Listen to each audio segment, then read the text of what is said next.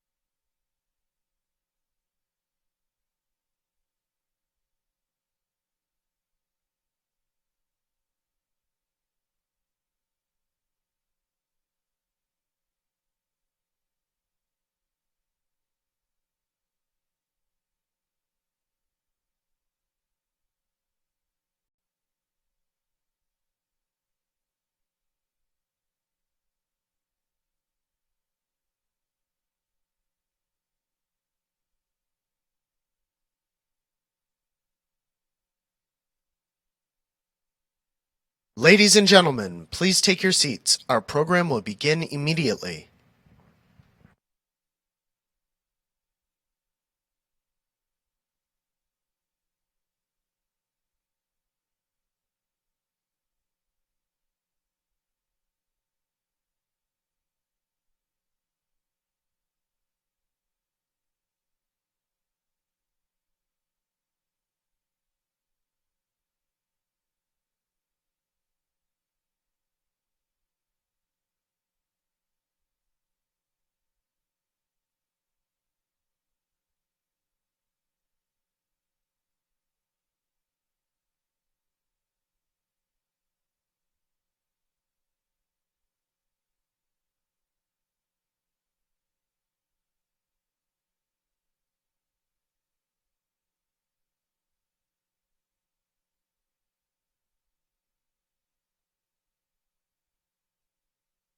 Ladies and gentlemen, please welcome the chairman of the J Street Board of Directors, Mort Halperin.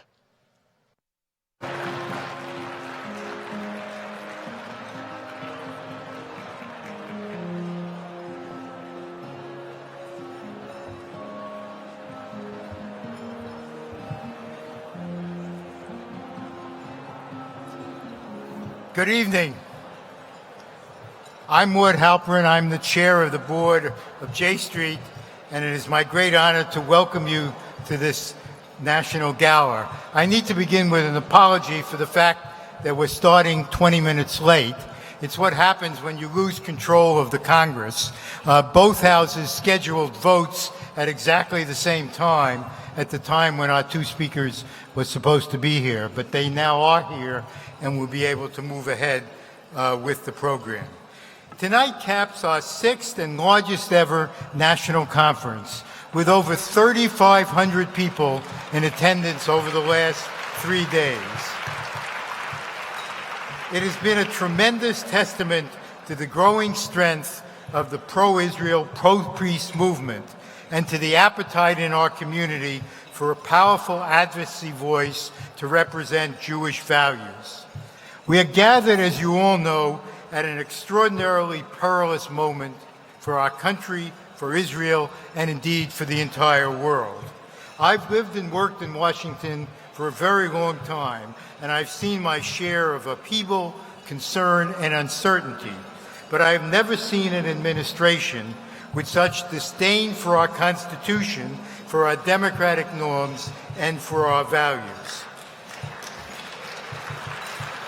Our nation, Israel, and the liberal order in the world will survive, but only if we treat this for what it is, as the gravest crisis and threat to all that we hold dear. J Street will remain focused on our central issue of being a pro-Israel, pro-peace voice for a two-state solution. But we have not and will not remain silent when we know in our hearts and our minds that we must join the response of our allies in the Jewish and liberal communities. We have already done so. We helped, as you know, lead the fight to sustain the Iran agreement. We expressed our view that Donald Trump was not fit to be president, something I think has already been proven to be true. In the few weeks that he has been in office, we have condemned his immigration orders, we have condemned his writing of Jews out of the Holocaust, and his failure to condemn anti-Semitism as it needs to be condemned.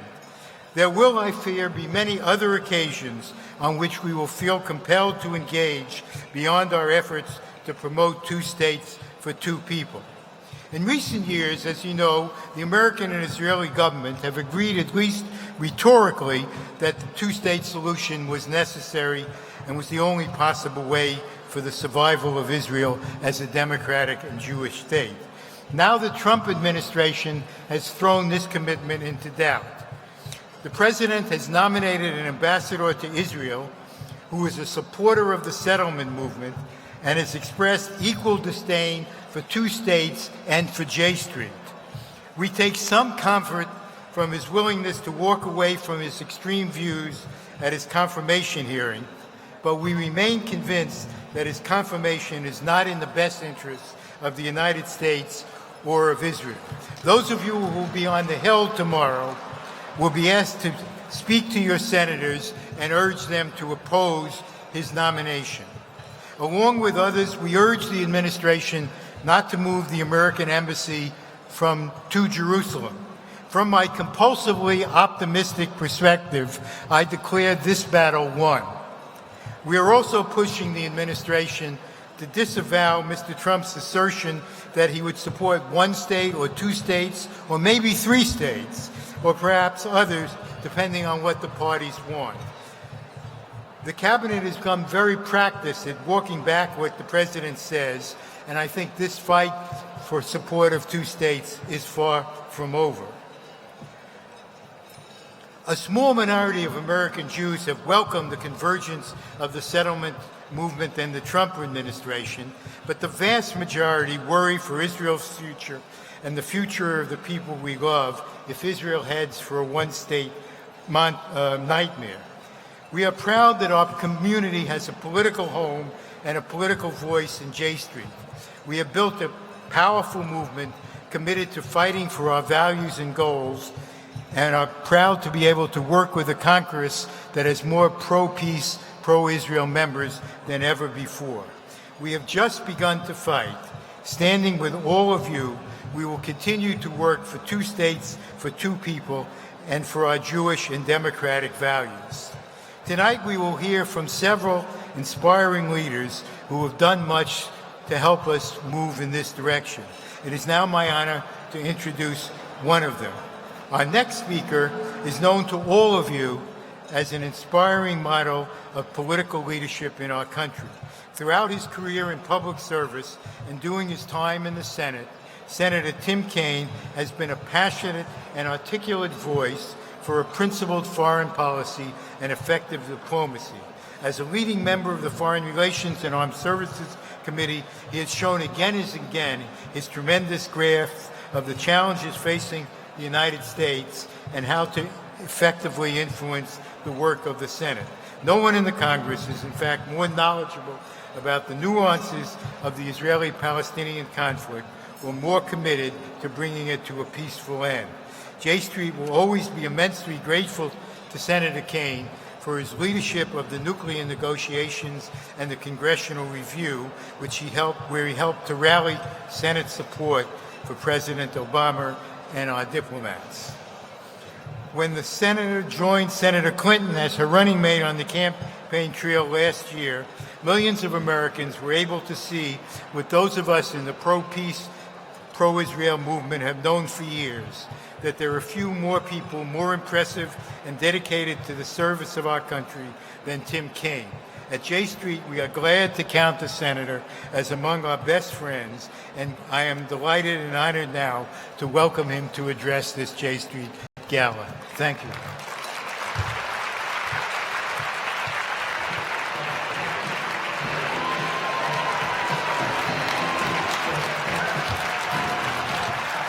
Thank you and good evening.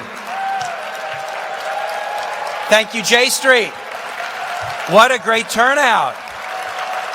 This is magnificent. Thank you so much. Please have a seat. Thank you. Please have a seat. I am so honored to be with you tonight. I want to thank Jeremy for the invitation. I want to thank Mort for his leadership and kind introduction. I'm delighted to be at an event where I get to sit down and then listen to great friends like Nancy Pelosi and Madeleine Albright, to honor awardees Daniel Kohl and Alexandra Stanton. Thank you to your commitment as J Street to Israel, to the U.S.-Israel relationship, to peace, and to progressive Jewish values. We need you so desperately right now. We need you.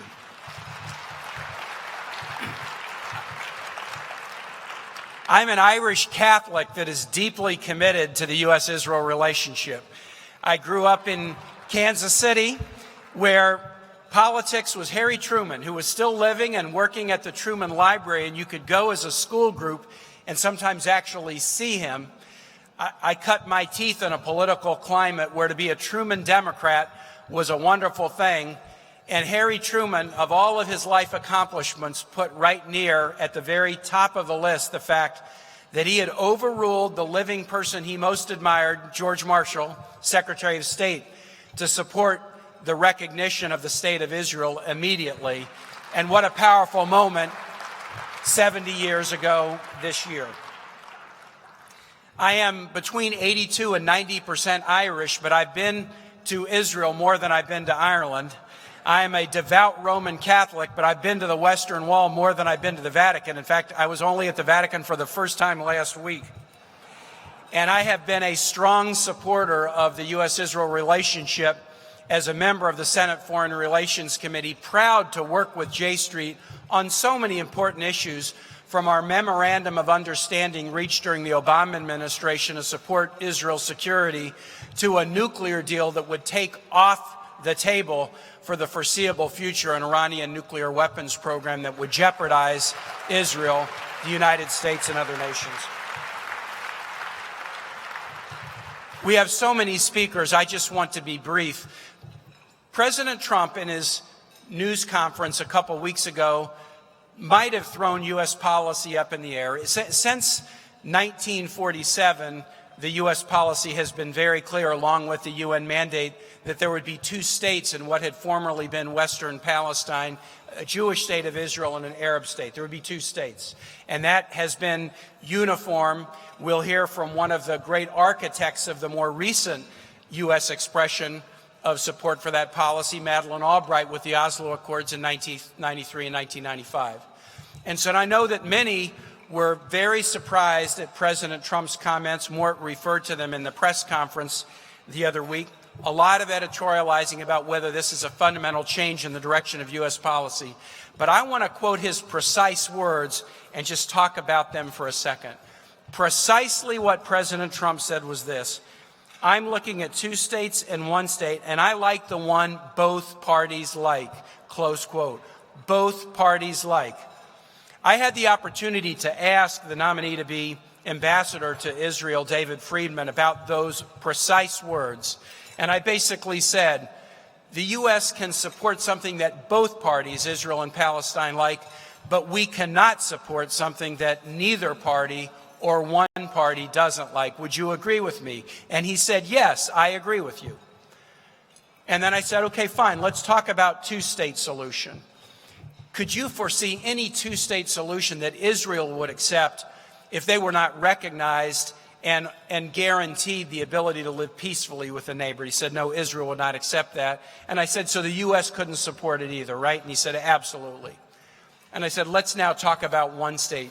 Could you foresee any one-state solution that Palestinians could accept if they were not given full, equal legal rights in such a state?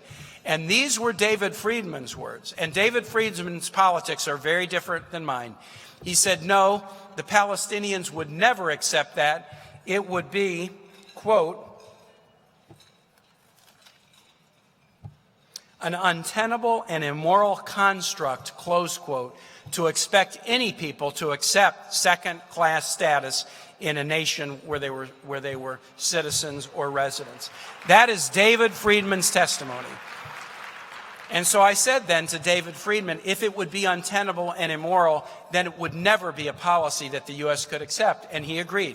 He said the U.S. could never support such a policy. We have to be realistic. The U.S. cannot dictate the terms of any other nation's internal policies. We can't. But we do have complete control over what we will support. We must support a two-state solution in which two states can live side by side in peace. And we can never support a one-state solution where people would be treated in a second-class status, fundamentally contrary to the most essential value of our nation, that all people are equal. The role of J Street at this moment is absolutely critical. There is a beautiful spiritual that we sing in my church, St. Elizabeth's Catholic Church, that, as is the case with many spirituals that are African-American spirituals, it's an Exodus story. So many of the great spirituals are Exodus stories.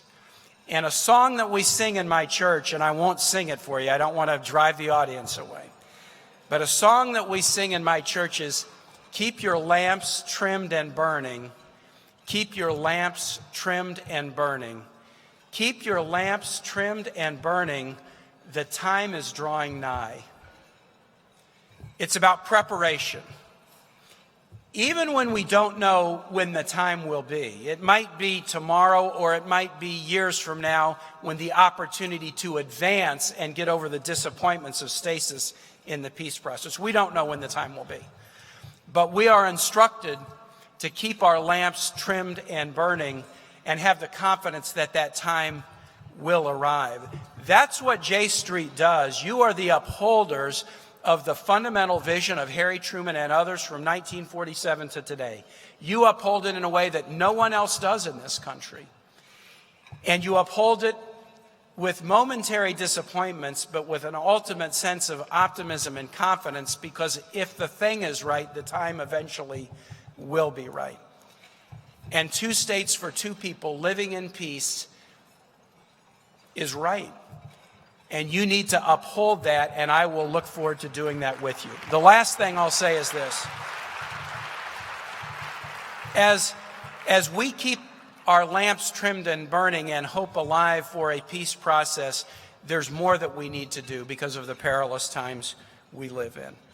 We will keep alive that hope for dialogue, for peace and equal dignity with Israel and Palestine, but we also are called as people of values, people of faith, to speak out against anti-Semitism, whether it's in Europe, whether it's in the desecration of cemeteries, or whether it's in attempts to remove references to Jews from Holocaust memorial commemorations. We cannot allow that to go unchallenged. As people who care deeply about our faiths, we have to speak out against the diminution in the faiths of others and against Islamophobia wherever we see it in this country, wherever we see it. And we must speak out in such a clear and consistent voice against any attitude against refugees and migrants. This is why I went to the Vatican last week, and I had the opportunity, which was to me a life experience of meeting and being in dialogue with Pope Francis, and this was the one issue we talked about, migrants and refugees. We talked about it in Spanish, and we talked about, we share this common tradition. My father was a wandering Aramaean who went down to Egypt and sojourned there and grew into a nation great and powerful.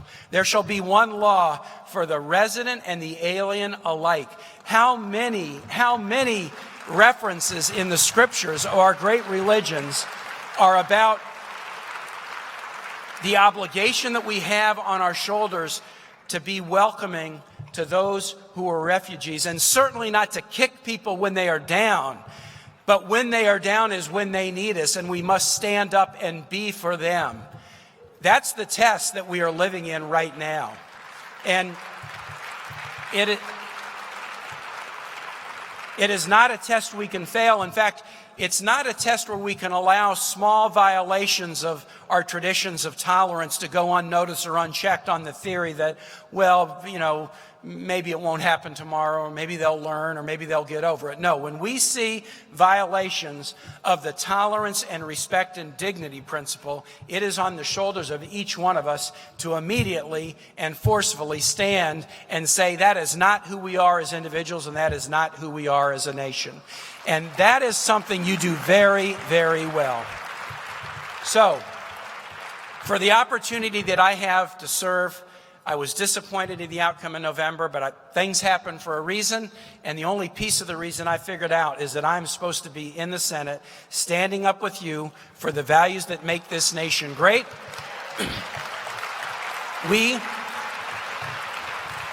Here's the way I look at this.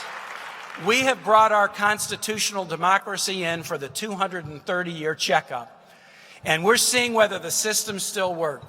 The Article 1 independent Congress, the Article 3 independent judiciary, the First Amendment strong and free press, the First Amendment right of the people to peacefully assemble and petition their government for redress of grievances. We are testing out all of those important checks that were put in place, many by Virginians, to make sure that executives don't run wild. And that's what we will do as patriotic Americans for the next 4 years. With J Street, I have confidence that our system will be vindicated. We will prevail. Thank you so much.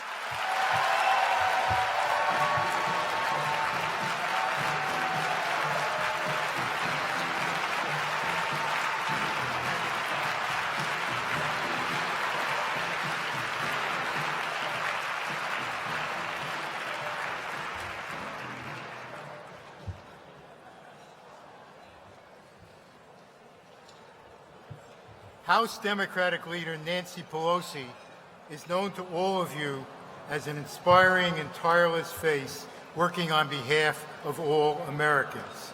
Through decades of public service, including during her tenure as Speaker of the House of Representatives, she has helped to secure major advances that improve the lives of all Americans. At J Street, we have always been particularly grateful to Leader Pelosi for her incredible role in defending the JCPOA through the Congress. During the course of these complicated and sensitive negotiations, she played a critical role in assuring strong support from the House of Representatives for the agreement. J Street was proud to support the Obama administration and Leader Pelosi in this effort. We now stand with her in the period ahead to not only defend the Iran agreement and save the two-state solution, but to stand up to unconstitutional, un-American actions which offend our values. And we are proud to host her this evening, and it is my great honor and privilege to introduce to you the Democratic Leader of the House, Nancy Pelosi.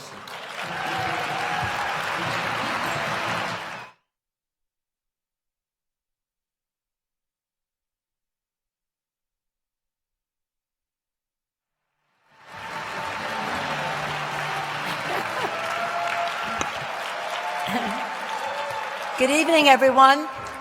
My, how J Street has grown. What a big crowd here tonight. Thank you, Mort, for your kind introduction, for your relentless, courageous leadership for justice in our country and around the world. I'm proud to say that I have the honor of appointing Mort to the Millennium Challenge Board, a very prized and coveted position. The only thing now is he's part of the Trump administration. But I know he will represent our values very well. It's an honor to be here with so many colleagues. Wasn't Senator Kaine just magnificent? Just magnificent. Where is he? Listening to you speak of values and the connection to the state of Israel and the Jewish faith from the standpoint of being a Catholic, it reminded me of how things would have been if you would be Vice President of the United States. And I was thinking, as you spoke, that we can survive anything because America is such a great country, and God is always with us. And maybe our lesson in this election is that God wants us to do more to weed out bigotry and discrimination and anti-Semitism and xenophobia and all of the negative attitudes that still exist in our country.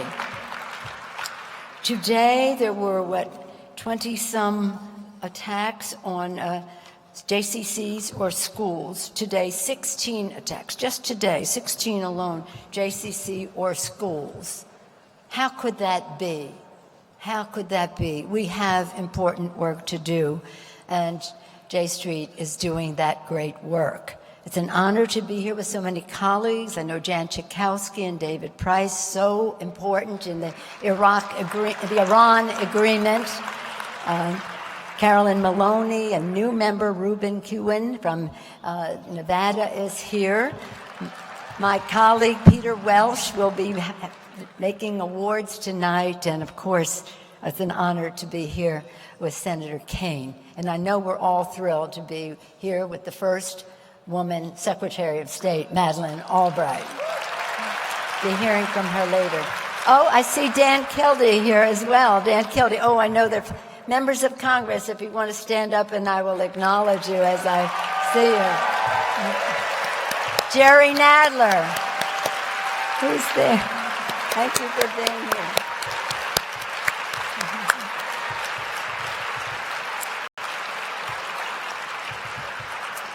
Hearing Senator Kaine speak so personally, I want to share with you why this is like a family affair for me tonight as well. When I first traveled to Israel as speaker, I've been there many times, as speaker, they had this big article in the paper about my father. It said, Pelosi's father and the Holocaust, and the Jerusalem Post. And what the article talked about was that my father was a member of Congress from Maryland, from Baltimore. Any Marylanders here tonight? I thought so. Any Californians? Anyway, when he was a member of Congress, he was a New Deal congressman, and this article goes on to say that he worshipped at the shrine of Franklin Roosevelt, except he parted company with him on two things, which in this Jerusalem Post article said risked his political career. I don't know about that, but nonetheless. And those two things were that he disagreed with the president on the fact that the United States was not doing enough to help the Jews in Europe, and was not early enough and was not speaking out to support the establishment of a Jewish state in what was known as Palestine at the time. He spoke on the floor of the House as he described. He got up on the floor in the House and said that he was speaking as a member of the Jewish Army. I am a member of the Committee for a Jewish Army. And guess who was one of the founders? You're wondering why I'm telling you this story. So self-serving of me to tell you this about my father. But I have a reason I'm telling you tonight, and that is the co-founder for the Committee for the Jewish Army was none other than Jeremy Ben-Ami's father. How about that? How about that? And this was something very special. This Berkston group that my father was a part of and that Jeremy Ben-Ami's dad was part of too, they went around having pageants and parades and rallies and the rest for a Jewish state in Palestine and appealing to people to help. My father was a natural orator. He spoke Yiddish because he was a Shabbos Goy when he was a little boy. So he was all with the program and then standing on the floor of the House saying, I am a member of the Committee for a Jewish Army. But that is a connection that goes back very far. The extraordinary participation of this conference and the tireless engagement and activism of J Street is a tribute to the legacy of bold and transformational leadership carried forward by Jeremy Ben-Ami in launching J Street almost 10 years ago. Thank you, Jeremy, for your leadership. In the Congress, on campus, and in communities across America, J Street has served as a powerful and necessary pro-Israel voice and a pro-peace voice. With courage and candor and passion, with love and pride in the future of our Jewish democratic Israel, you have honored the call to defend our values and fight for our future. Tonight, as we renew our commitment to this shared effort, it is my privilege in joining you, all of you, in celebrating two of our greatest champions, a woman and a man who personify J Street's dedication to peace and justice, Alexandra Stanton and Dan Kohl. Both of them representing more than one generation of leadership on pro-Israel, pro-peace. With Alexandra, it's we're a three-generation family affair. Her mother, Damna, is my dear friend for years. My daughter, Christine, and Alexandra are friends, and their children are friends. So for me tonight, it is not only an official pleasure, but a personal pleasure to see Alexandra Stanton honored. She cultivates a new generation of leadership to address the challenges we face, and her vision and her tenacity are in her motto, get to yes. Get to yes, Alexandra Stanton. And Dan Kohl, another generation in his family of leadership, has brought potent and purpose-driven strategic leadership to J Street's efforts, building on years of action and experience, working to build a better future for our nation and for the world. Thank you, Dan Kohl, for your leadership as well. My colleague, Peter Welsh, will be giving them, acknowledging their awards.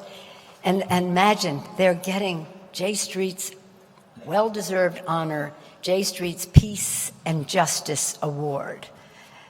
Senator Kaine, you remember that Pope Paul, he said, if you want peace, work for justice.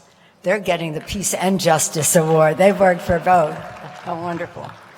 Again, from the leadership at the grassroots level, J Street's engagement has been invaluable in the pursuit of these ideas, peace and justice. J Street's engagement in support of the historic P5+1 agreement to block all pathways to an Iranian nuclear bomb was essential to its success, as Senator Kaine referenced. And today, your continued engagement is more important than ever. We harbor no illusions about the Iranian regime. That's why the JCPOA was not founded on trust. It was founded on verification, vigilance, and enforcement. Now we will continue to keep the JCPOA in force, and we will continue to hold Iran accountable for its actions. We will continue to exert pressure on Iran for its recent ballistic missile test and ongoing support for terrorism in ways compatible with upholding intrusive inspections and other cornerstones of the JCPOA. Our commitment to Israel's security demands it. But it's not just about Israel. If Israel had never existed, it would still be very important for us to stop Iran's nuclear ambitions. It's about the world. It's about the security of the United States. It's about global security, certainly about Israel's security. It is my firm belief that I said even if Israel had never existed, we would still have to take those actions. Even though Israel has proximity, we all have vulnerability. It is my firm belief, and I've always said this, that the establishment of the State of Israel is the greatest political achievement of the 20th century. The 20th century had some nasty things going on, lots of isms and the rest, and there's this bright beacon of light, of hope, of justice, of peace, Israel. Today we are called upon to sustain and advance this achievement in the 21st century and to fulfill the vision of just and lasting peace. I heard the senator talking about one state, two state. I've always said to the Prime Minister of Israel, we are always talking about a two-state solution, not a two-state notion, a two-state maybe, a two-state solution. If it isn't a solution, then that's not where we would go. But we have to believe in a two-state solution if we are committed to the long, forever life of a democratic Jewish state of Israel. Okay, so today we're called upon to advance this achievement, as I said, in the 21st century. Last year, we mourned the passing of one of the world's greatest statesmen, a soldier and peacemaker, a founding father of Israel, Shimon Peres. How beautiful he was. No matter what happened, sometimes we'd be visiting him and I'd say, oh my goodness, look what's happened. He said, it's an opportunity. Everything is an opportunity for peace. As we face down new challenges for peace, let us see them as opportunities. I'm reminded, though, of his wisdom and strength and the words he spoke in the Capitol when we were all a part, my colleagues and I, of his receiving the Congressional Gold Medal in 2014. At that time, he said, finding a solution forward is hard, but we must not lose hope. There is no better solution than two states for two peoples. He went on to say, a Jewish state, Israel, an Arab state, Palestine. That's what he said when he got the Congressional Gold Medal. And so, here we are, ready to preserve that beautiful dream of Israel for a new century and beyond.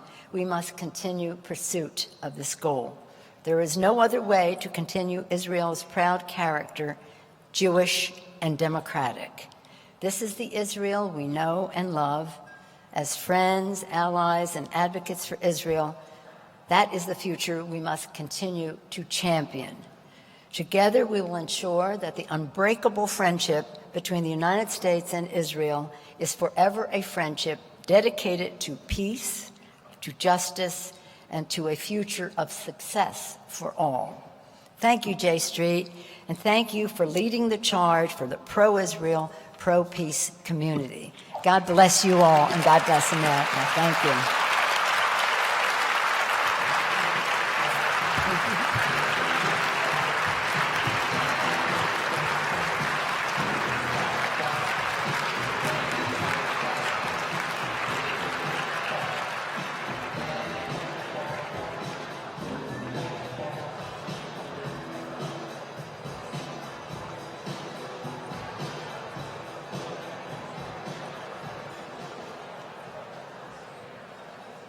Ladies and gentlemen, please welcome the Congressman from the state of Vermont, Representative Peter Welch.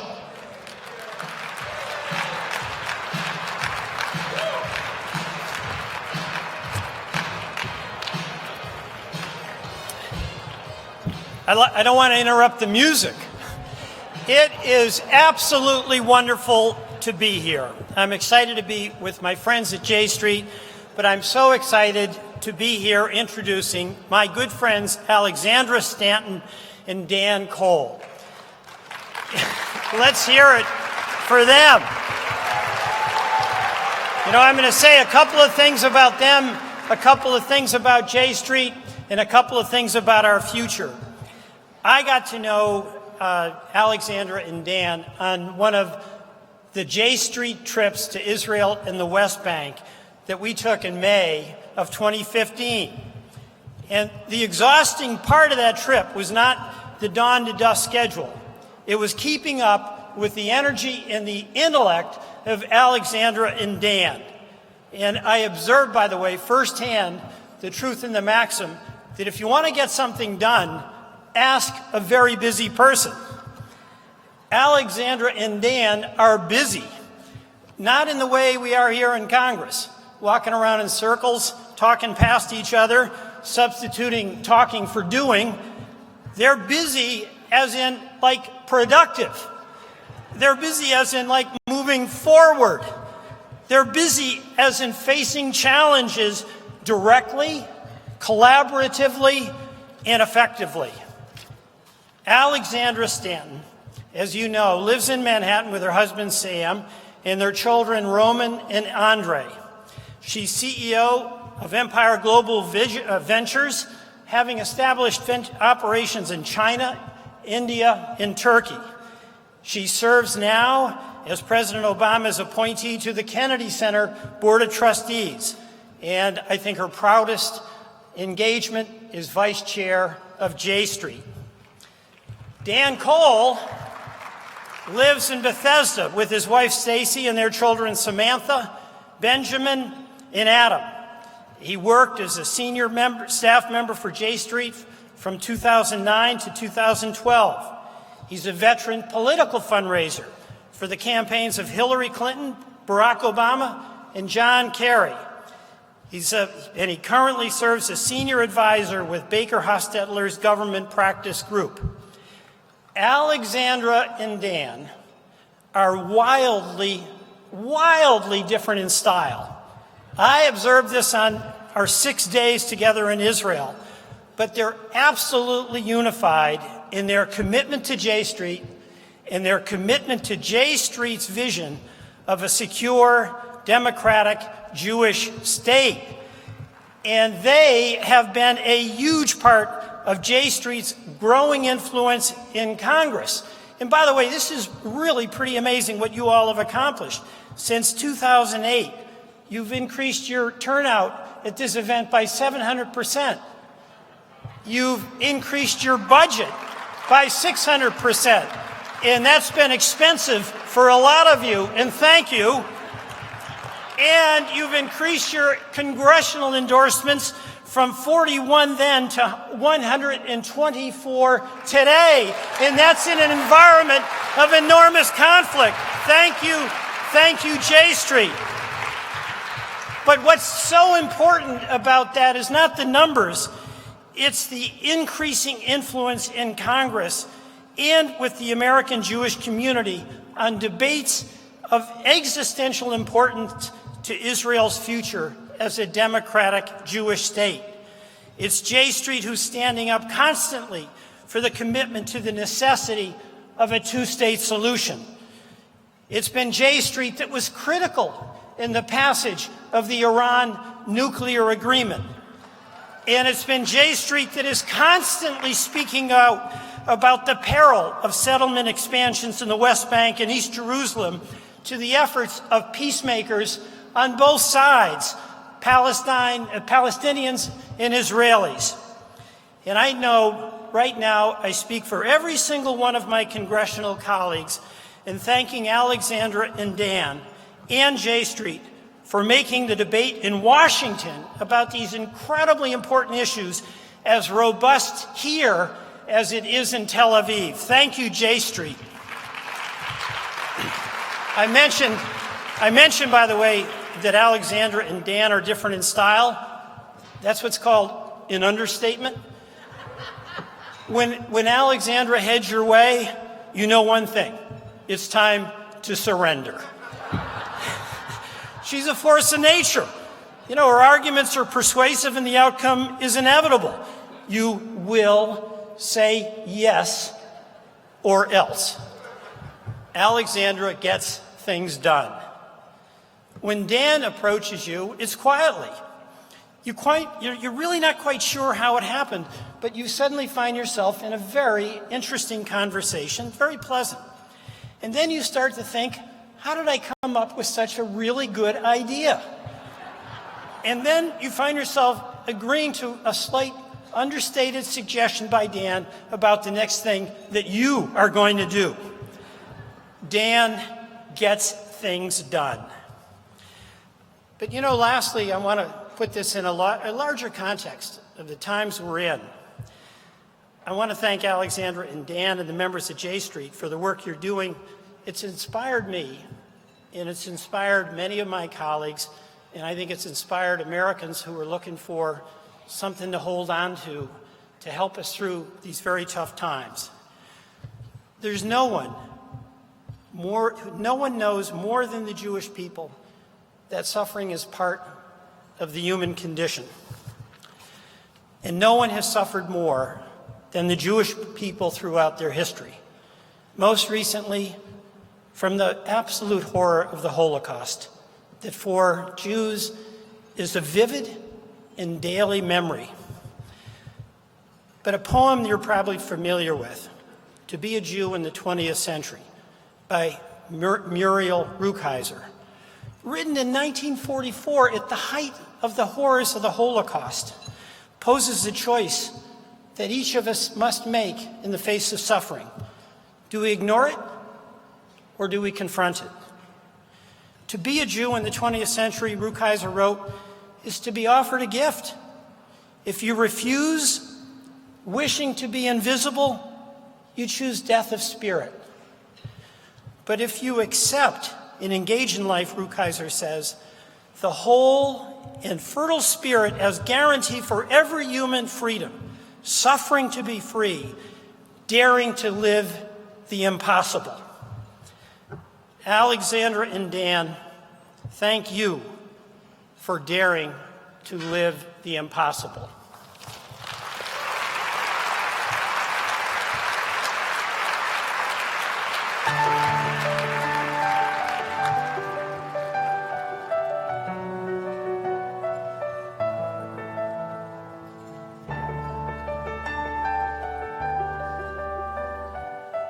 Dan knows who he is, what he stands for, what he cares about. He is motivated by what is fair, what is just. Dan's he's a really solid guy. He's a smart guy who understands policy, but also understands the business that we're in. Alex is a force of nature. She begins from the perspective of what's right and what her North Star is, and I think that's what sets Alex apart. Three most important things to understand about Alexandra Stanton is that, one, no is not an option. Two, the future can be made perfect. And three, it's always on the clipboard.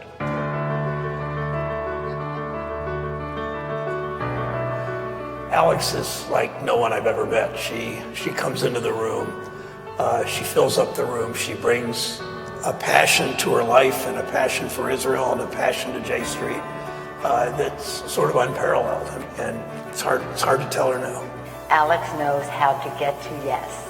Alex has this infectious enthusiasm about her work. She doesn't do things halfway, she does them all the way in. Alexandra leads, I think, in two ways. On the one hand, she clearly has an agenda and knows how to, bring it to fruition. At the same time, I think she shares the progressive values of making sure the work is collaborative and inclusive and listens to all the other voices.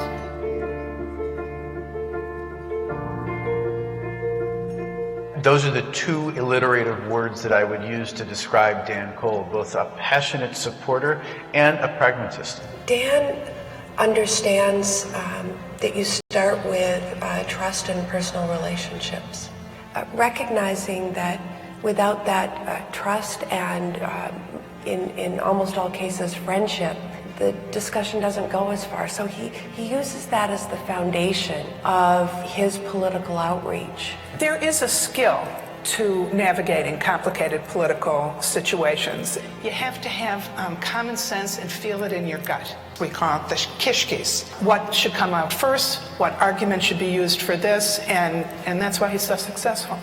People like that are very important because those of us who have served in public life get much of our information and our point of view and outlook from people like Dan.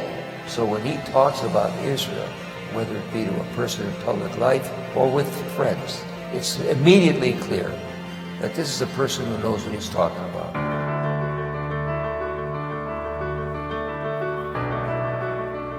Well, there's no question that the political climate changed dramatically in November. Now is the time to use Dan's example. And rather than leave or get fed up with what's going on, no, we have to roll up our sleeves and get deeply, deeply involved, both in American politics and Israeli politics. You don't have peace in the world unless you have peace in the Middle East.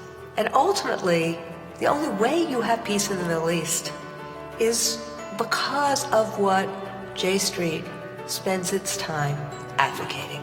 And Alex has become one of the chief activists and advocates for J Street.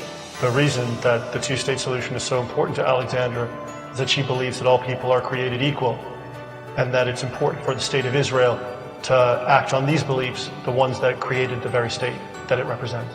This is a moment, a situation where the man and the moment and the movement come together in a symbiotic way. J Street is trying to advance a peaceful solution to a difficult situation, and to have credible, thoughtful, intelligent advocates like Dan and Alex is really valuable, not just to J Street, but to people on the other side of the world who depend on them to be those advocates. We're really fortunate to have them. Alex and Dan, congratulations on this really well-deserved award. Alexandra Stanton, congratulations on receiving this fitting tribute to your tenacious pursuit of justice and peace. Congratulations, Dan. Congratulations, Alex. Alex, congratulations. Mazel tov. Dan, I'm so happy to be with you tonight and all the members of your family, our family, as you get this prestigious award from J Street. Alexandra, I am so proud of you and so thrilled to be with you this evening. Dan, Alex, congratulations on this well-deserved honor. Peace and justice, that's what you've devoted your life to. I can't imagine two people more deserving of this award. Thank you so much for all you do for our country.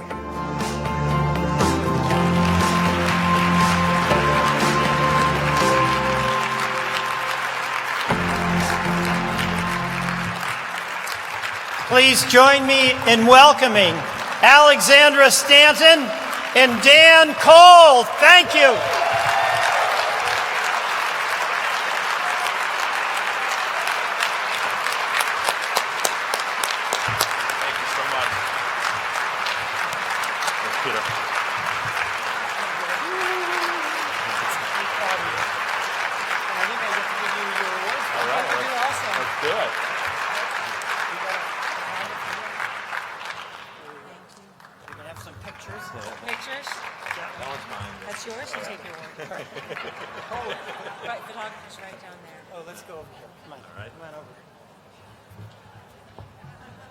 It's not the Academy Awards, all right? It's far better.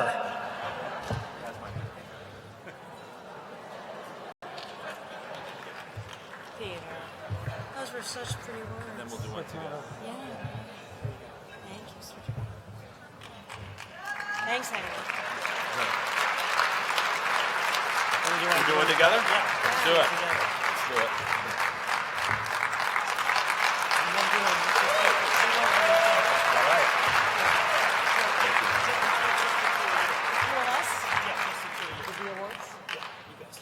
More?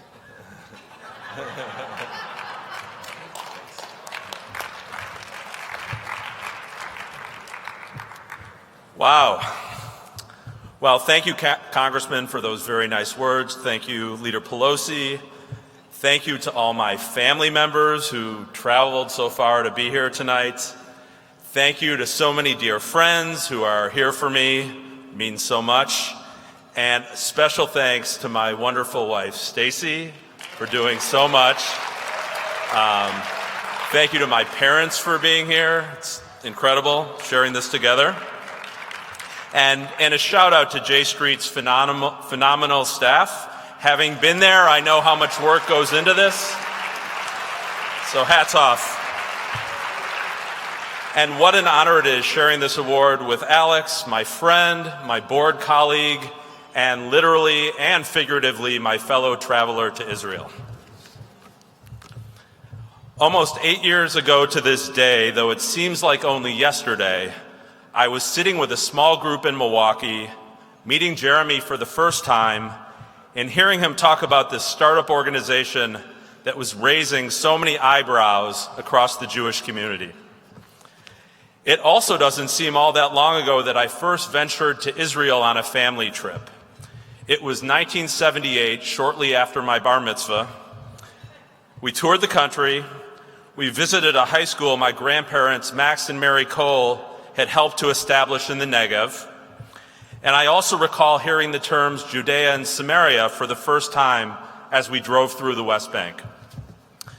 Vivid also are teenage memories of another kind when my mom eloped with my stepdad, not to Las Vegas, but to Israel, where they would subsequently run back and forth like Meshuggahers to the apartment in Jerusalem they had also secretly purchased. Little did I know then that one day Israel would become one of my own driving passions, along with politics. So in 2009, I plunged into the unknown, and it was very much the unknown, and I joined J Street staff, taking my family from Milwaukee to Washington, D.C. Well, these last 8 years have been the political education of a lifetime.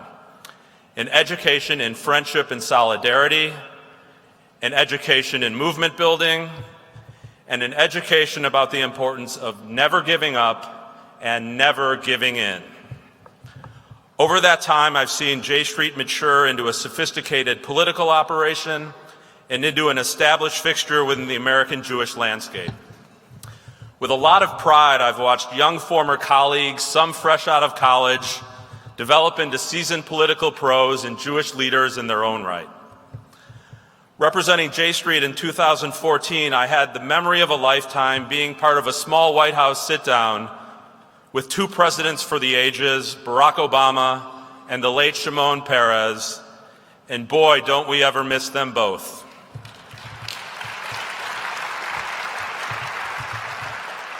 Traveling on several trips with J Street to Israel, I've had the fortune of meeting with personal heroes like Tzipi Livni and retired Shin Bet director Ami Ayalon, who've dedicated their careers to Zionism's unfinished task, establishing permanent borders around a Jewish majority in Israel. And traveling with J Street across the West Bank, I visited Ariel, Beitel, and Hebron, and seen settlement development and the occupation up front and in stark terms. Through ups and downs on J Street's issues, I remain immensely proud to be associated with an organization that is smart, strategic, principled, and is there to stand beside communities that are even more vulnerable than our own. Make no mistake, we are involved in the fight of our lives, both for the future of the national Jewish homeland and here in this country, where the ideals that drew our ancestors to seek refuge have never seemed more at risk.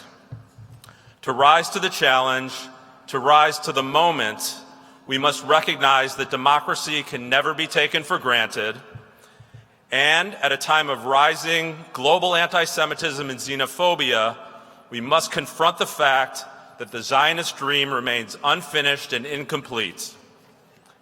If safeguarding a Jewish and democratic homeland is at the forefront of your concerns, If extricating Israel from a half-century of military control over another people is something you care deeply about, then please express your views more demonstrably.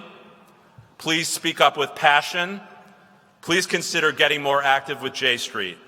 We need you. Our allies in Israel need you.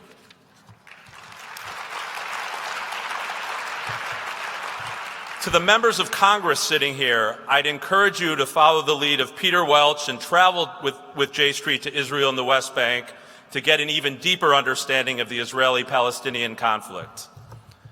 To our Israeli friends, let's work closely together to repair the state of our respective democracies, which is so critical to maintaining a strong and enduring relationship between our two countries.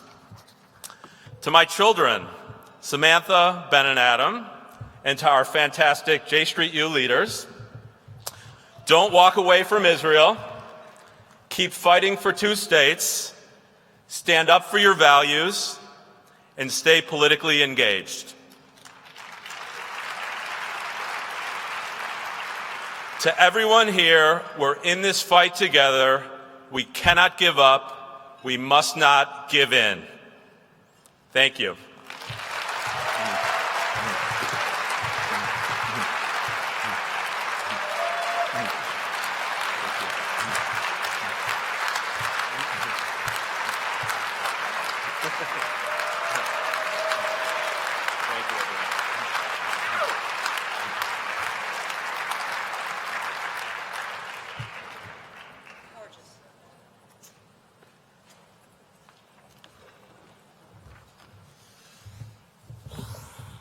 That's my brother from another mother.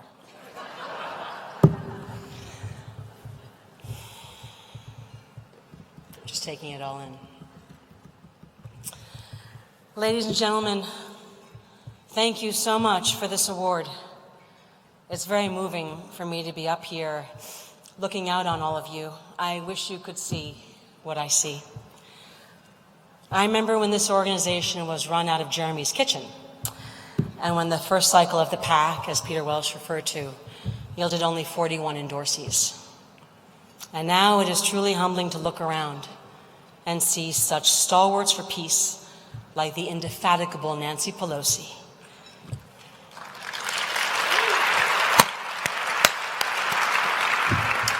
The great Tim Kaine.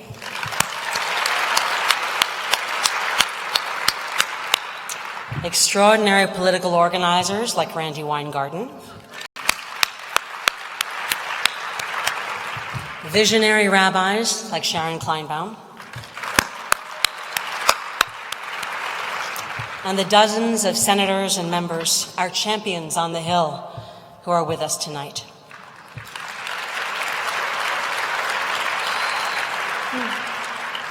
It's also quite moving to see so many beloved friends and family who have taken time out of their busy lives to travel from California, Chicago, the People's Republic of Brooklyn, to be here tonight.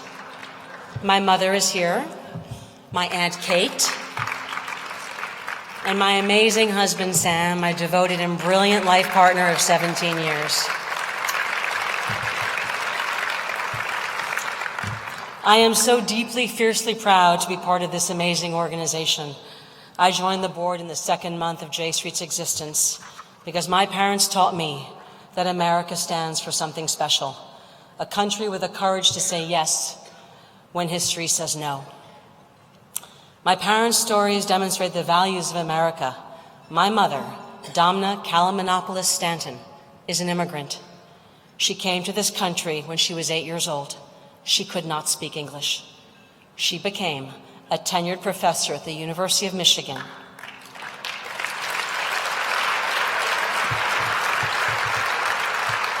The first woman editor of the premier literary journal of the Modern Language Association and president of the MLA, and is now a distinguished professor at the City University of New York. That's what happens when America says yes to immigrants.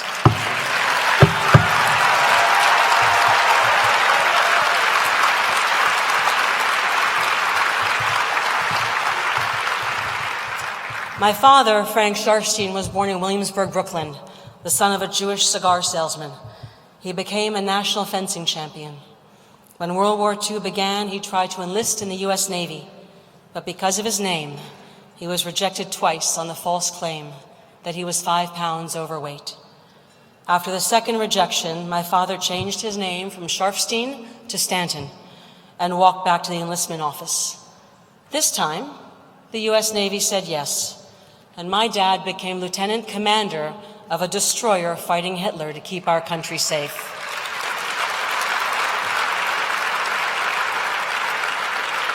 That's what happens when America says yes to Jews.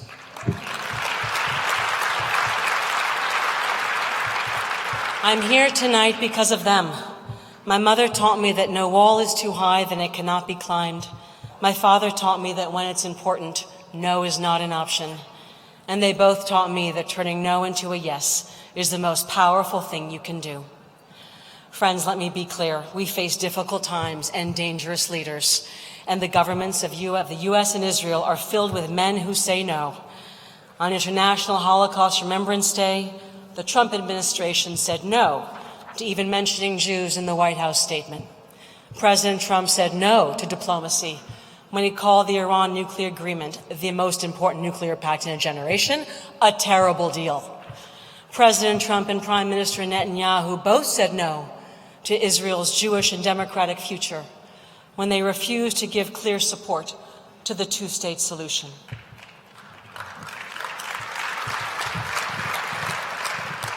But when they say no, we say no way.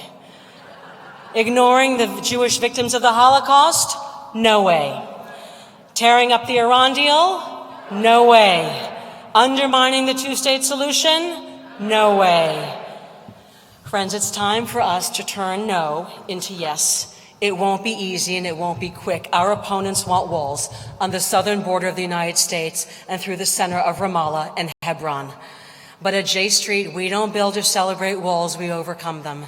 And when the sky turns dark, Rabbi, we just make the oil last longer.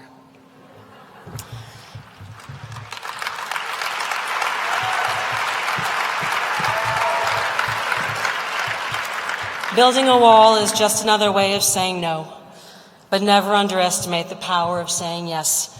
Robert Kennedy told us that each time someone stands up for an ideal or acts to improve the lots of others or strikes out against injustice, he sends forth a tiny ripple of hope. And crossing each other from 1 million different centers of energy and daring, those ripples form a current that can sweep down the highest walls of oppression and resistance. If we stand together, no wall is too high. If we stay true to our Jewish values of justice, tolerance, and peace, there's nothing they can throw at us. There's no strong man strong enough to move us from our path or stop us from fighting for the America and Israel that we love and cherish.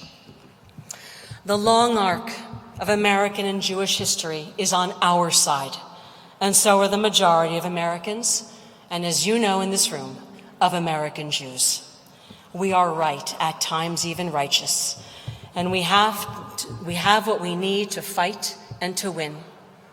Put simply, there's nothing wrong with America that can't be solved by what is right with America.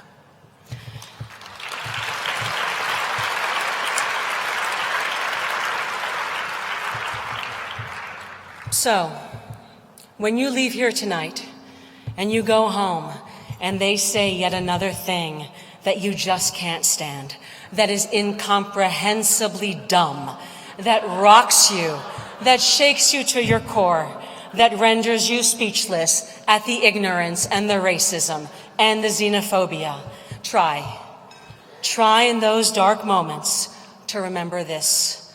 You are part of something bigger in your communities and in your activism. And here at J Street, we don't back down from fights, ever, and we've gotten really good at them. Led by the best staff in the business.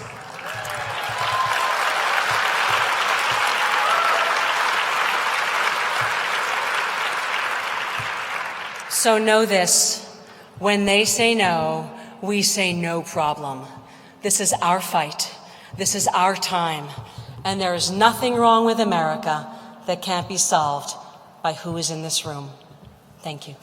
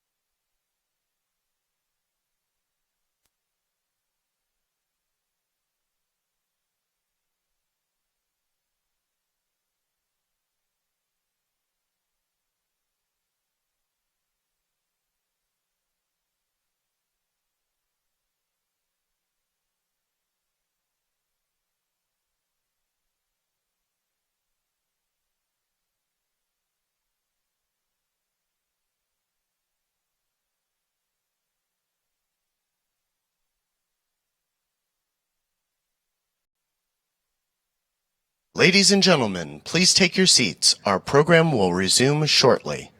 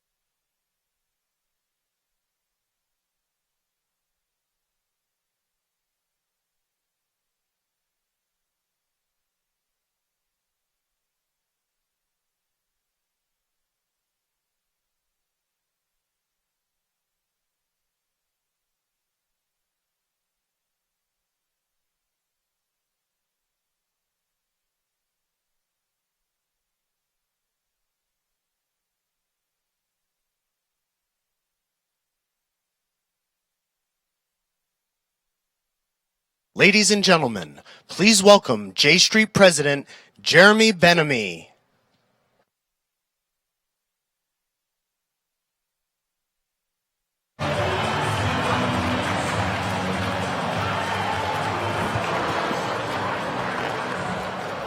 Good evening, everybody.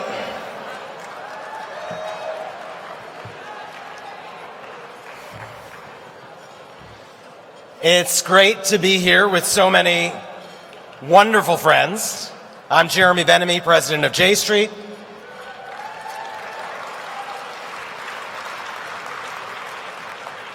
And I will be brief.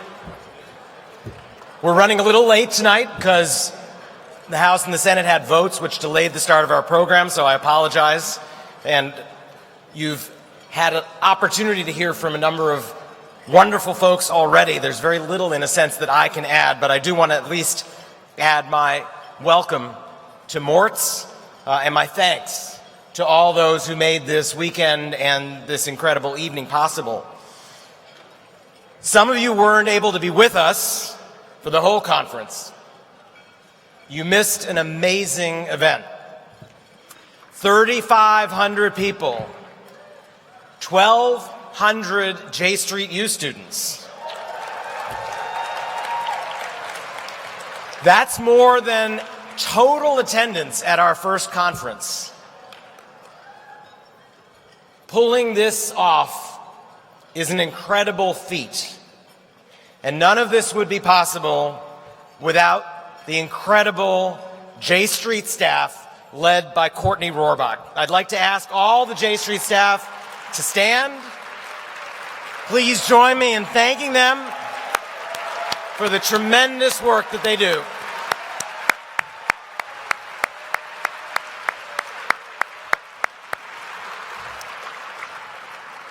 I also want to thank J Street's leadership, in particular our board of directors led by Mort Halperin, as well as the sponsors and hosts who've made this our most successful conference and gala ever.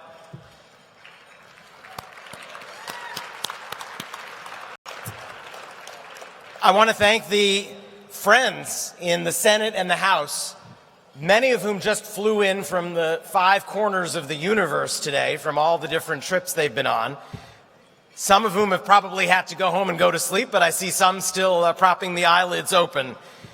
But I want to say thank you for their friendship and their partnership, and perhaps we could have another round of applause for the members of Congress and the members of the Senate.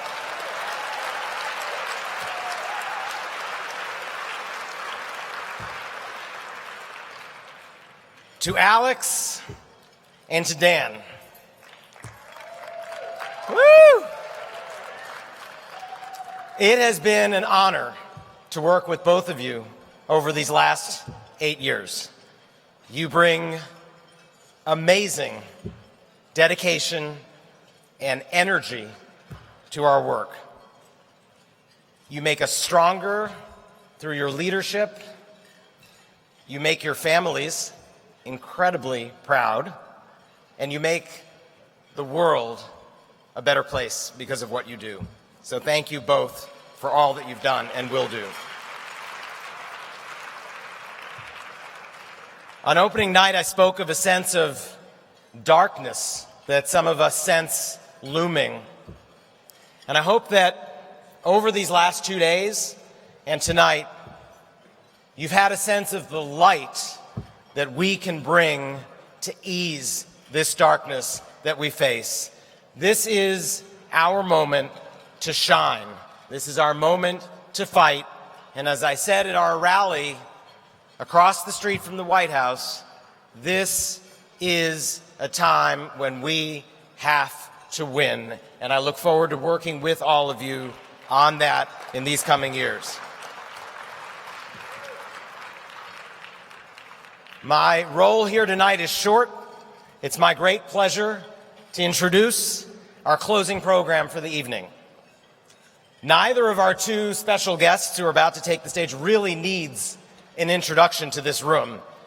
Secretary of State Madeleine Albright is one of the most prominent diplomats, not only of our lifetimes, but really in American history. And Roger Cohen is one of the most thoughtful journalists and columnists and commentators in the American media today. Over the past 2 days, we have wrestled with enormous challenges facing democracy around the world, American policy toward Israel and the Middle East, and of course, the future of the two-state solution, which, by the way, Roger, we learned today can be resurrected. Was anybody there for Martin Indyk today? It's the Holy Land.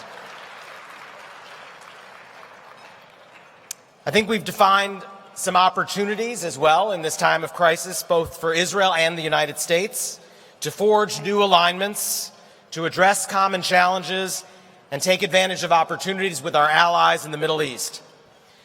There seems to be no better way to cap our evening and our conference than to host a thoughtful dialogue and conversation between these two great minds who've given a great deal of thought to this historic moment that we're in and the options for moving forward.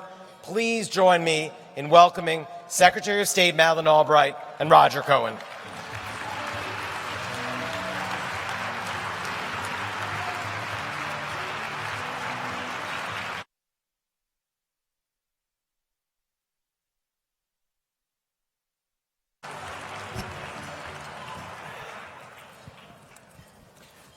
Thank you very much, Jeremy. Thank you all. I just flew in from Europe last night, specifically from the Netherlands, and Europeans are very worried in the Netherlands that Geert Wilders, who has just called Moroccan immigrants scum, could emerge at the head of the leading party in elections next month.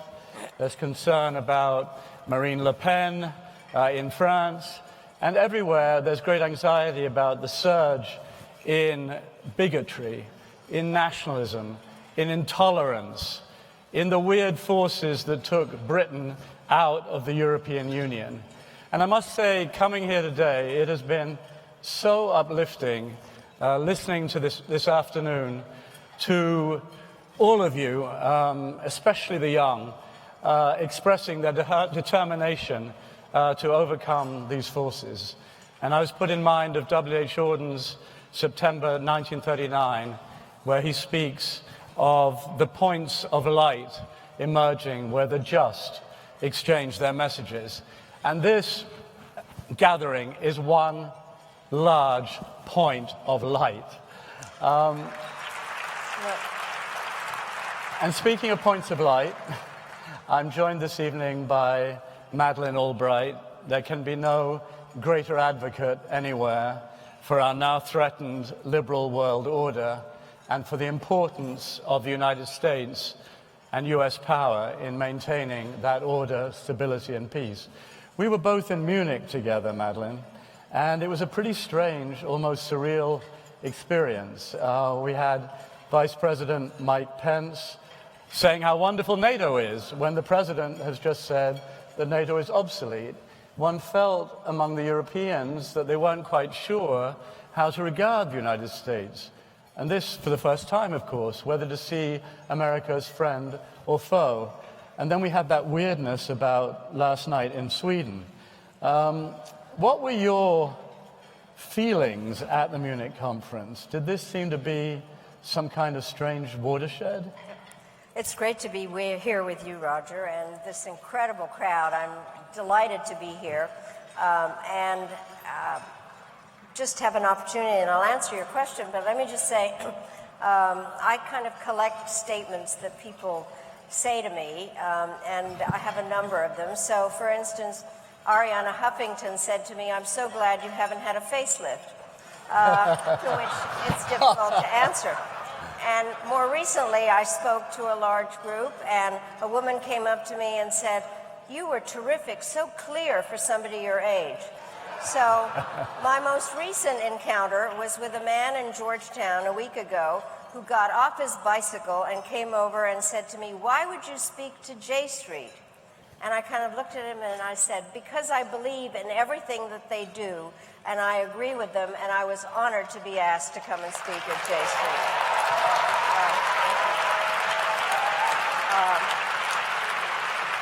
Let me say, I have gone to the Munich conference for a number of years, and I did find this one particularly strange. As a diplomat, I have been taught that it's not smart or right to go to a foreign country and criticize your own country. So I was pretty careful while I was there, but I can now say what I think. Good, go right ahead. Yeah, the Munich security, what is interesting in the past, and many people here have been to the conferences, the United States is the center of discussion. There's no question about that. But usually about how we see our role, what do we want to do to, it's a security conference in terms of talking about our collective security, how we operate together.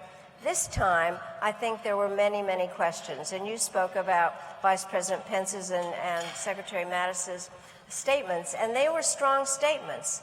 But the number of people that came up to me and said, "So those were fine words. Where are the actions? How do we know what is going to happen?" And so there really was this sense of disquiet and question about what we're going to do.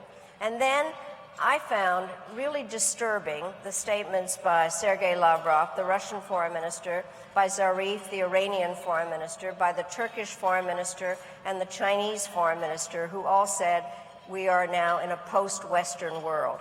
And so as people talked about values in the statements here, I think that's the question. What has exactly happened in terms of how Western values are projected, and how do we help?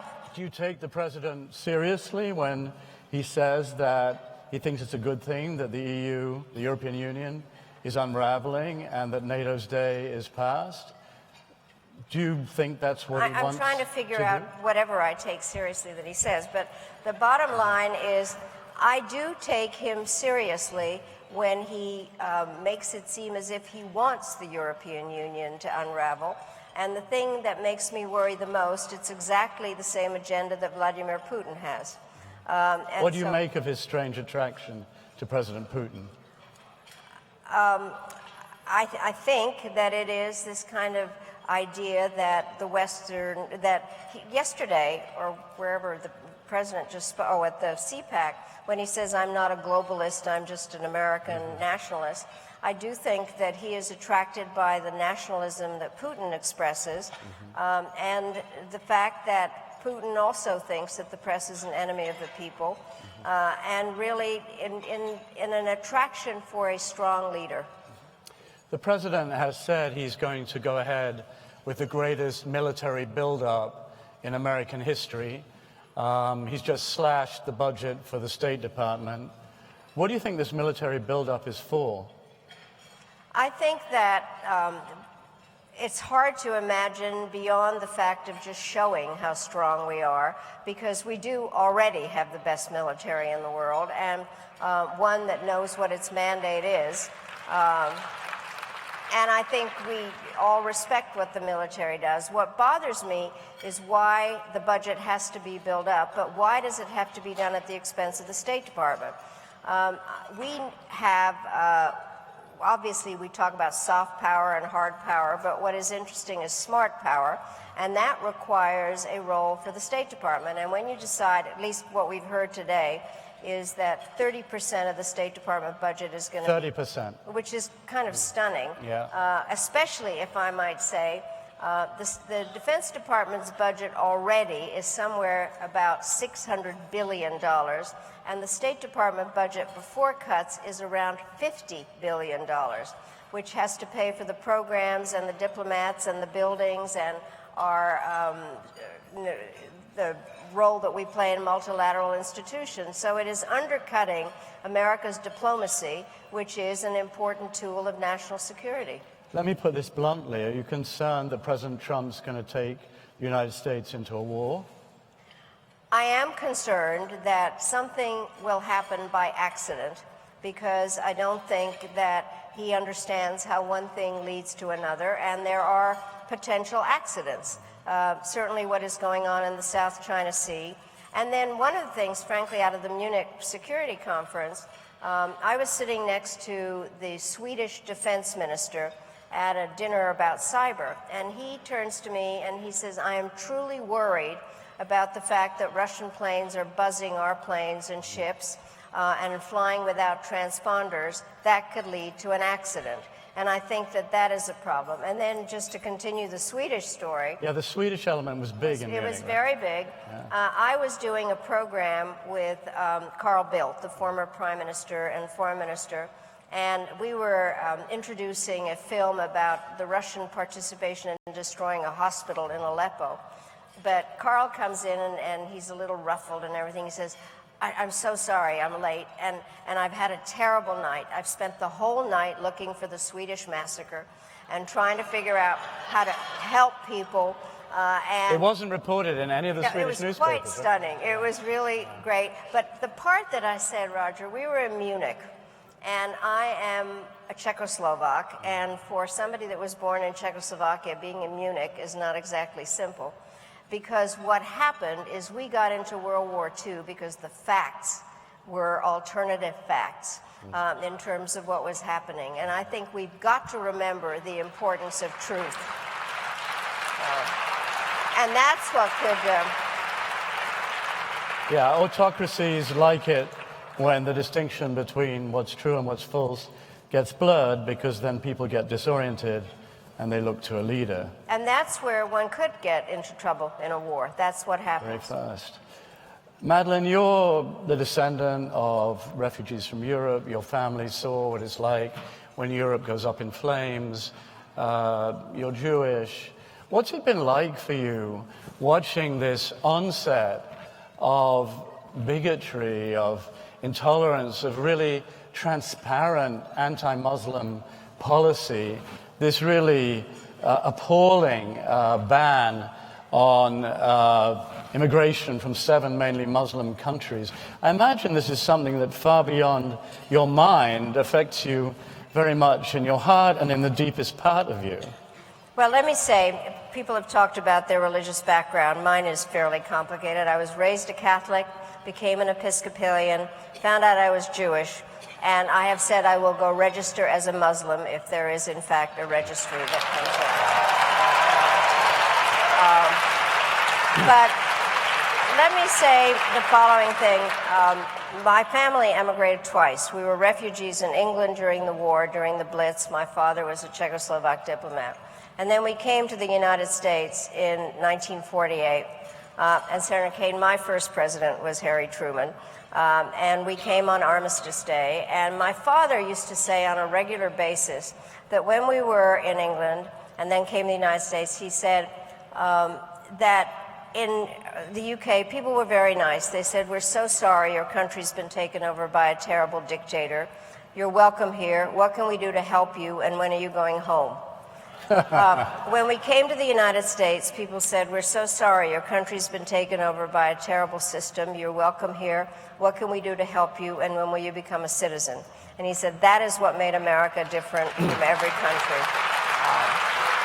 And so I find what is going on now deeply, deeply troubling, where there is a lack of recognition of the strength of diversity of this country and of the real way that people want to contribute and want to become Americans. And so I find the ban and the executive order crazy and dangerous. And one of the things that I think that has come out about it, it actually is counter to our national security.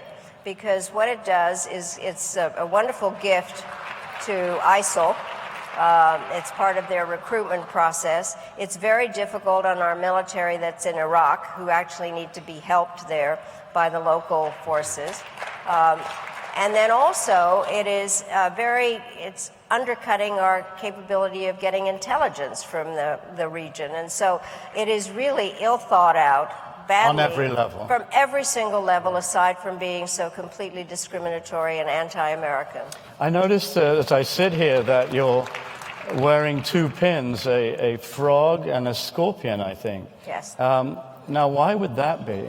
Well, there is this parable, where the scorpion, they're crossing... Maybe you should show everyone. Trying to get across the River Jordan.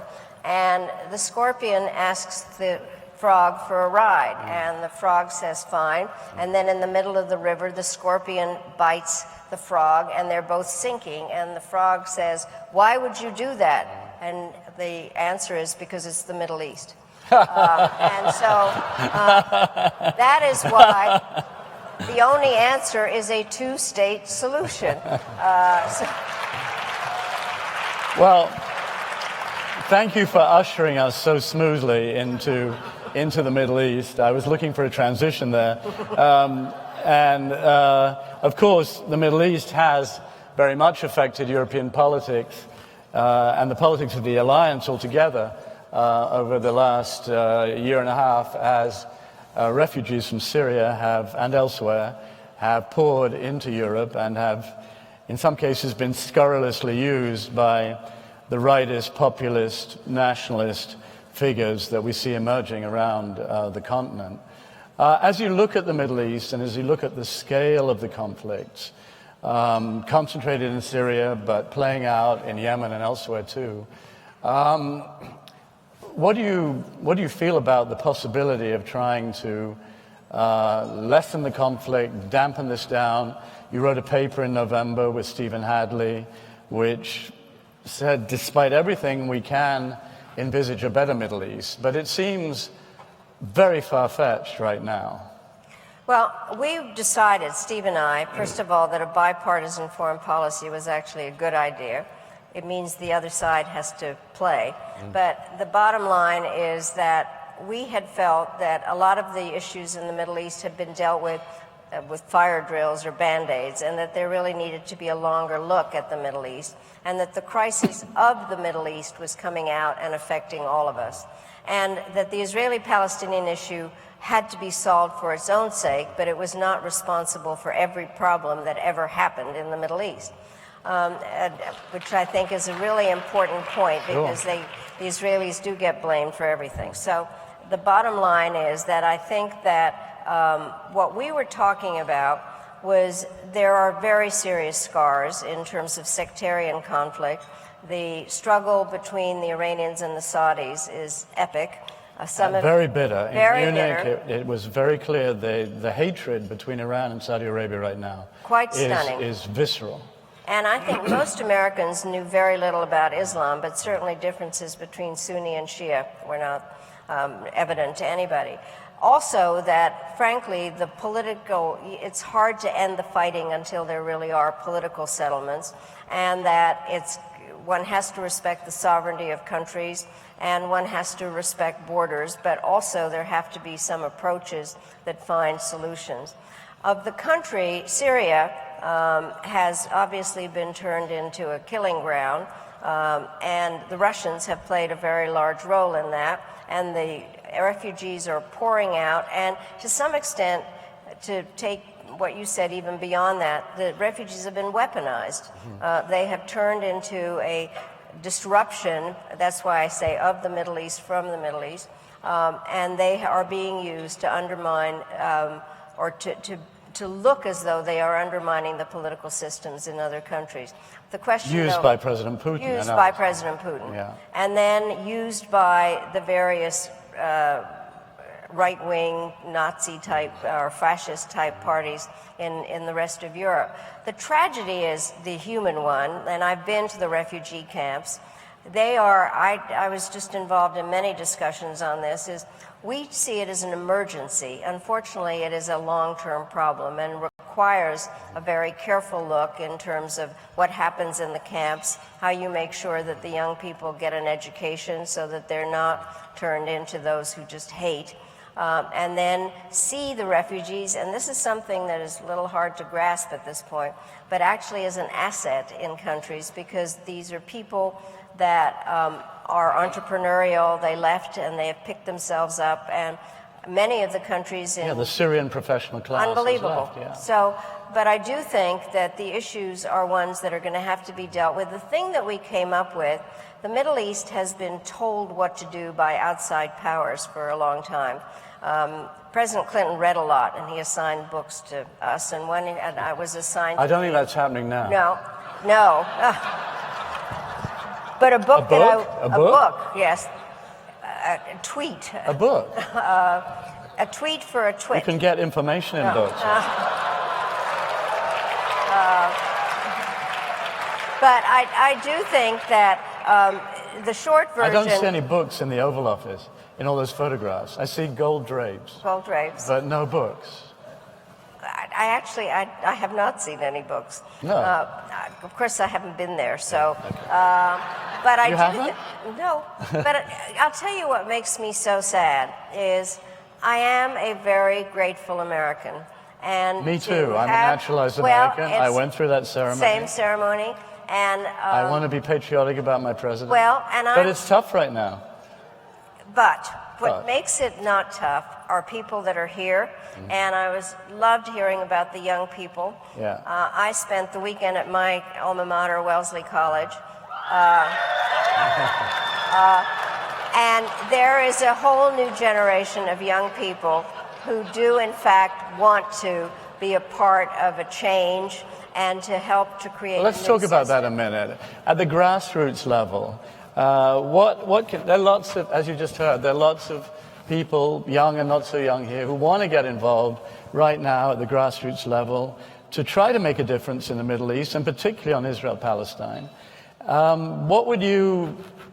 What's helpful? You were Secretary of State. Were there grassroots movements at that time that helped you? Yes, absolutely. Well, tell us about that, and where should the energy go? Well, first of all, we do have a lot of members of Congress here. Yeah. And I believe in the first article of the Constitution. They are a very powerful group of people, and they need to hear from their constituents. And I urge the young people there to get organized, one, to begin to think about running for office, but also let their members of Congress know and realize that the aspect of democracy that shows our resilience are people raising their voices and getting organized. And so that's what I think needs to happen. The constituencies make a huge difference. I actually also hope that there's a constituency for restoring the money to the State Department. That is something that is very important. We don't have to only use ammunition. We can use diplomacy. And when secretaries of defense, as Bob Gates did, and Secretary Mattis called for an increase in the State Department budget, I think that shows the kind of power of force and diplomacy going together, and constituents have to be there for that. Well, J Street played a very important role in making the Iran nuclear deal possible, and I think nearly all of us here in this room agree that set back in a decisive and very important way the Iran nuclear program. And yet, I seriously doubt that the president has much notion what is in this deal, which he has summarily dismissed, and said he's going to tear up. What do you think of that? I must say that when I think of this military buildup, and I think of this, this feeling I have that, at least in the White House, there's an urge to have a war we can win. There's a desire almost for that. And Iran seems to me to be an issue that President Trump seems to care strongly about, seems to have identified with Prime Minister Netanyahu over. And there's a real risk there if this deal does get abrogated. So after all this hard work, do you think that's a possibility, and how dangerous is that? Well, I think it would be a disaster, frankly, because the Iranians also have politics, and Rouhani, the president, and Zarif are people that wanted a deal. They have their hardliners who would like to use Iran's power in other places. I think it's a good deal, and what it has done is closed not a perfect, window. But good. No, it's not perfect. But what it has done is given us eyes on the Iranians generally in terms of verification. It has international support. And it has closed a window for Iranian possibilities. I do think the part that is hard, and we have seen this in people who negotiate, is there are various ways of doing it. You deal one issue at a time, or you have a comprehensive one and you trade one thing for another. That's much harder, and everybody is aware of what Iran is doing in the region that is counterproductive, which is why when we're talking about how to solve the problems there, they are playing a malign role in Syria and various places. But I do think a malign role, but a promising society. Well, they're very interesting. They're actually more kind of have more political discussions than many people know. And young, highly educated, very Western-oriented, yeah. And so it would be a horror for them if all of a sudden their hard right took over.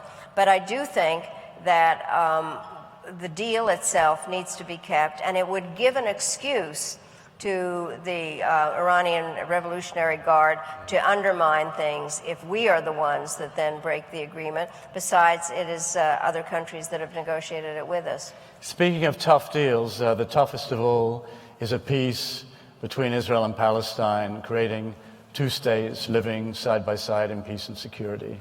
It's eluded the world for decades now.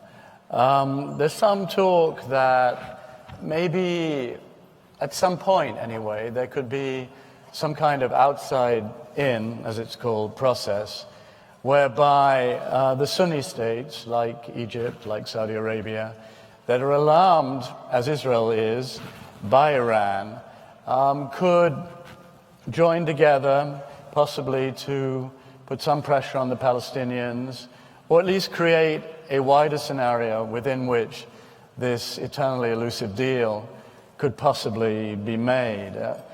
What do you make of that notion? I saw Prime Minister Netanyahu off the record with 4 or 5 New York Times journalists a few months back, and he's very big on this idea. Whether he really is or not, I don't know, but he talks about it a lot.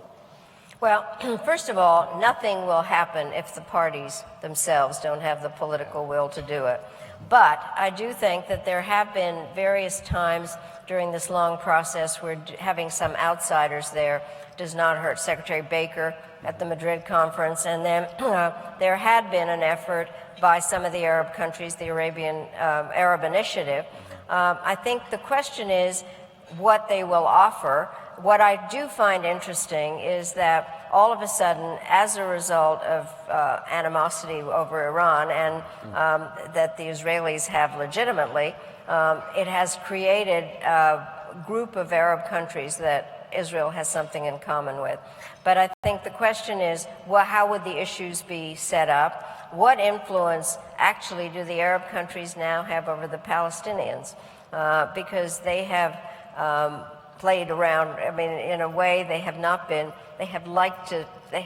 enough attention, if I might. I also think they may like Israel a little better now, but they're not happy about Palestinian humiliation. And up to now, Prime Minister Netanyahu, it seems, has been unwilling to make any gesture, whether it's economic development in Area C, or agreeing to the 1967 line with agreed swaps, any gesture of any kind, on the contrary, piles on with more settlements, with saying that Israel must have complete security control over the entire area between the Mediterranean and the Jordan River.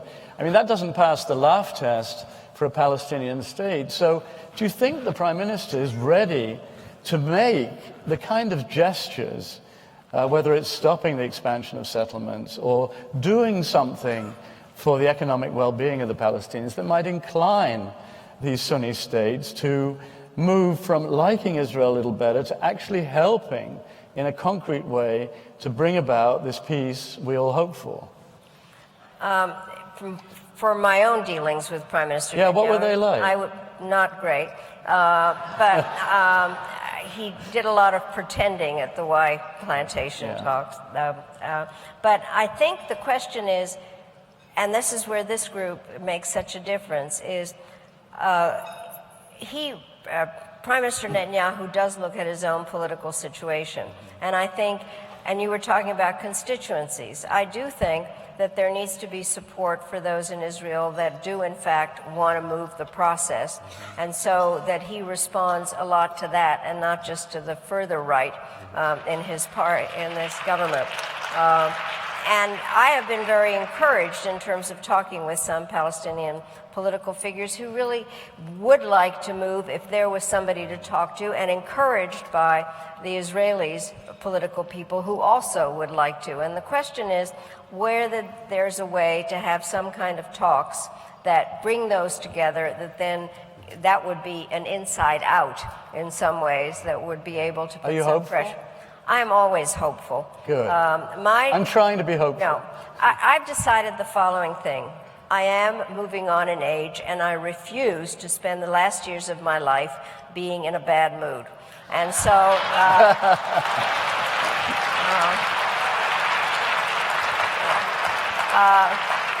and it took me quite a long time to find my voice. I am not going to be silent. And,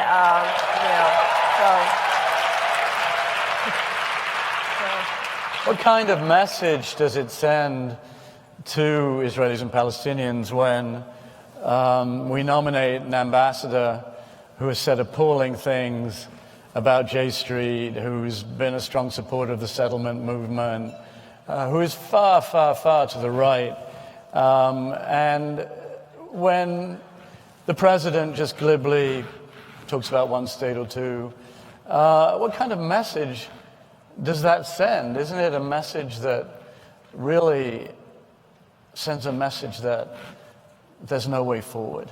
Well, let me just say a little bit in terms of my own education on this process. As a good Democrat and somebody who actually wrote the party platform many times, always totally in support of Israel. And what happened on my first trip as Secretary of State to the region, I went to Ramallah and I met with some students. And one of the students asked me, what is my future? And I could not answer the question. And I made it a point to try to understand better what was going on among the Palestinians. And part of their problem is their leadership and the divisions among them. And I think that the thing that has to happen is there has to be some way for them to see a future, which does require assistance, which does require treating some of their leaders with respect, and trying to figure out where the common grounds are. That is not easy, but we can't get anywhere if we can't kind of figure out what message to send to them. So sending the nominee to be ambassador with the messages that he has are, as far as I'm concerned, counterproductive in every single way. The question is, counterproductive in every single way. Well, because somebody that has a completely, strikes me from what I've read about him, is that he does not seem to understand that there is another side. The art of being a diplomat is being able to put yourself into the other party's shoes and trying to figure out how to get a win-win and not a zero-sum game. And I think that's an important part. I think we have to conclude shortly, but let me ask you this. There are uncomfortable parallels between what's going on in the United States and what's going on in Israel in terms of intolerance, in terms of nationalism, in terms of these attacks on the press, my paper, enemy of the people. This is Steve Bannon saying we should shut our mouths. No, Mr. Bannon, we are not going to shut our mouths. This is a very important moment for a free press in the United States. So there are these uncomfortable parallels between the two countries, and the nationalists, the bigots, seem to feel that the wind is in their sails right now. So what does everyone here do to make sure that liberal values, that democracy, that a rules-based international order, that the rule of law, that liberty, that American values are sustained and win out? Well, let me just say this. I think that one of the problems that we talk about globalization, and we all know that there are advantages to globalization, but it also has a downside because it's faceless. And so what has happened is people try to find their identity. We all want to have an identity, and it's fine unless my identity hates your identity. And nationalism, patriotism is one thing. Nationalism and hyper-nationalism is a truly dangerous concept and has gotten us into wars in the 20th century. President Mitterrand used to say nationalism is war. Well, that's where it leads. Very, very dangerous. So when you see that, and then when it is equated with that X people are to blame, I should think the last thing anybody that's ever lived in Israel would talk about scapegoats. I think one has to be very careful to figure out, when something isn't going right, it's X person's or that nationality's fault. And I think that it is our responsibility as people who do have values and respect others is we cannot decide that this is a normal situation. This is not normal what has happened in the United States. And while I am basically somebody who does try to cooperate, and I am trying to do bipartisan things, but we have to tell the truth. We have to say that we need to speak out, that this is a country that is based on the freedom of the press and on tolerance and on accepting others. And for me, Israel is a country that I have, and the people that spoke to it today, in terms of a value system that people have honored and admired Israel for. I want to be able to admire Israel's value system.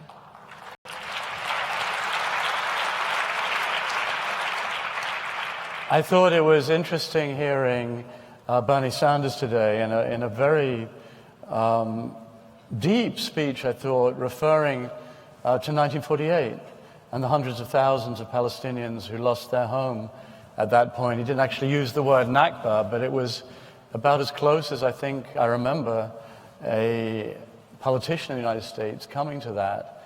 And I do feel there is a new, or maybe I'm just deluded, but I do feel, or I want to feel, that, as you just said, there is emerging a more balanced picture of what's going on in Israel. And if Israel wants to retain the support of the Jewish community in the United States, then it must resist this nationalist lurch and look for where the two peoples can reach agreement and peace. Do you agree? I do. I think we have to find our common humanity. It sounds like a cliche, but the bottom line is the only way is to put ourselves into other people's shoes and see that we all want the same thing, is to be able, actually most people would like to live in the country where they were born and be able to make a living there and to be able to live a dignified life. And I do think that most people do not want to be under the auspices of somebody who's trying to rile them up. What really bothers me about what's been going on, there are divisions in every society, but when the leadership stirs it up for its own purposes and really sets one group of people against another, that is what bothers me. And I would like to hear the President of the United States tomorrow in the State of the Union actually say something that would bring us together in terms of doing things to constantly keep saying, these people are responsible for this, I don't like them, I am an American. So he has done nothing from the inaugural speech on that would indicate that he believes that we are all worthy of respect. No mention of American values in the inaugural speech. Nothing about American values. And by the way, when we were talking about Munich, neither Vice President Pence nor General Secretary, they didn't talk about values. There was no aspect of that. We are strong, but our strength America is an idea. Very much so. So. Thank you very much. Thank you. Thank you very much. Thank you all. Thank you. Thank you for everything that you do.